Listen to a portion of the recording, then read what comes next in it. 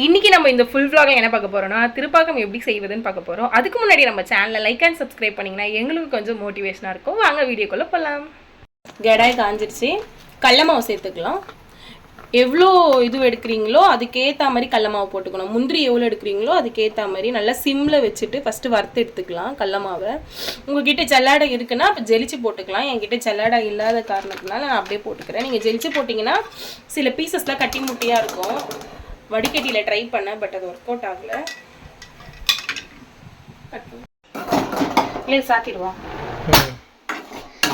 நல்லா பச்சை வாசம் போகிற வரைக்கும் கடலை மாவை நல்லா நம்ம வறுத்து எடுத்துக்கணும்.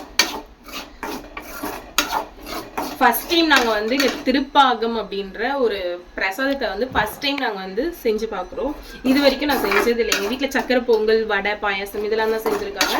ஃபர்ஸ்ட் டைம் நான் இது ட்ரை பண்ணுறேன். 10 நிமிஷத்துக்கு இதை நம்ம வறுத்து எடுத்துக்கலாம்.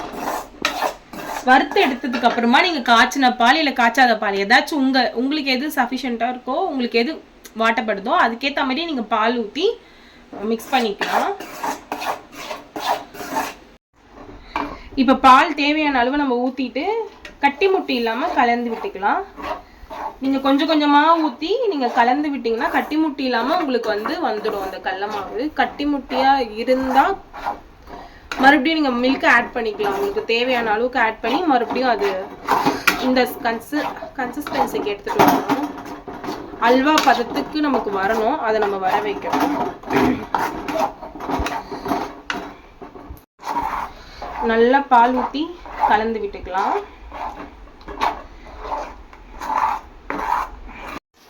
சக்கரை தேவையான அளவு போட்டுக்கலாம். நம்ம கருப்பட்டி இது போடுவாங்க, இல்லைன்னா நாட்டு சக்கரை கூட போடுவாங்க. பட் நமக்கு அந்த கோயிலில் தர பிரசாத டேஸ்ட்டுக்கு வரணும்னா சக்கரை போட்டால் நல்லா இருக்கும்னு சொல்லியிருக்காங்க. அதனால நான் போட்டுக்கிறேன். ஒயிட் சுகரே ஆட் பண்ணிக்கிறேன். உங்களுக்கு வேணும்னா நீங்கள் உங்களுக்கு எது வேணுமோ அதை நீங்கள் போட்டுக்கலாம். வெல்லம் போட்டுக்கலாம். சில பேர் வெல்லம் போடுவாங்க, சில பேர் கருப்பட்டி சக்கரை போடுவாங்க. கருப்பட்டி சக்கரையே அது என்னன்னு தெரியல, அது போடுவாங்க. நல்லா அந்த கடலை மாவோட நமக்கு கட்டி முட்டியாக இருந்துச்சுன்னா பால் ஊற்றி நம்ம மிக்ஸ் பண்ணி நல்லா இந்த பதத்துக்கு கொண்டு வந்துருங்க. கொண்டு வந்ததுக்கப்புறம் முந்திரியை பவுடராக அரைச்சிக்கோங்க. நான் ஒரு மிஸ்டேக் பண்ணிட்டேன். என்னென்னா ஈரமாக இருந்துச்சு மிக்ஸி, அதில் அரைச்சதுனால இப்படி வந்துருச்சு. அரைச்சி வச்ச முந்திரியை போட்டாச்சு. இப்போ நல்லா மிக்ஸ் பண்ணி விட்டுக்கலாம். நல்லா ஒட்டுக்க ரெண்டுமே மிக்ஸ் ஆகிற அளவுக்கு மிக்ஸ் பண்ணணும்.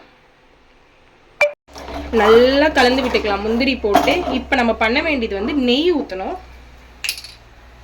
ஒரு குட்டி கொஞ்சம் கொஞ்சமாக விட்டு கலந்து விட்டுக்கலாம்.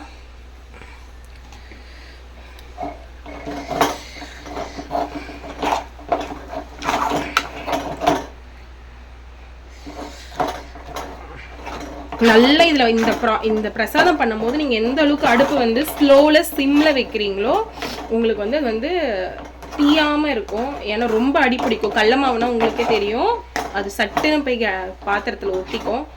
ஸோ நம்ம நல்லா நெய் விட்டு கலந்து விட்டுக்கணும்.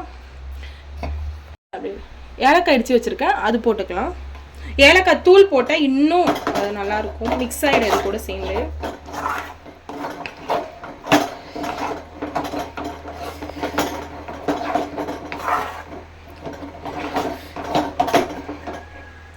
நெய் இன்னும் நமக்கு அல்வா பதத்துக்கு வரல.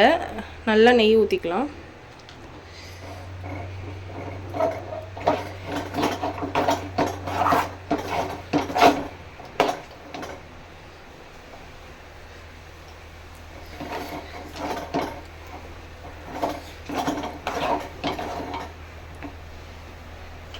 ஒரு 1/4 ஸ்பூன் ஊற்றிக்கலாம் நெய்.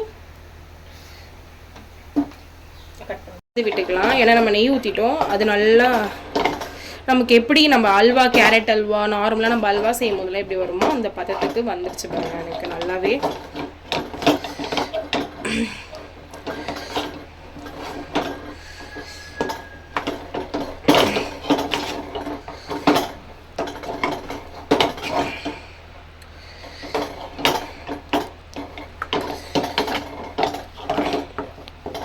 அவ்வளோதான். திருப்பாகம் நல்லபடியாக நம்ம ரெடி பண்ணி முடிச்சிட்டோம். இதான் எங்கள் வீட்டில் இன்னைக்கு தைப்பூசத்துக்கான நெய்வேத்தியம். உங்கள் வீட்டில் என்ன பண்ணியிருந்தீங்கன்னு மறக்காமல் கமெண்ட் பாக்ஸில் பண்ணுங்கள்.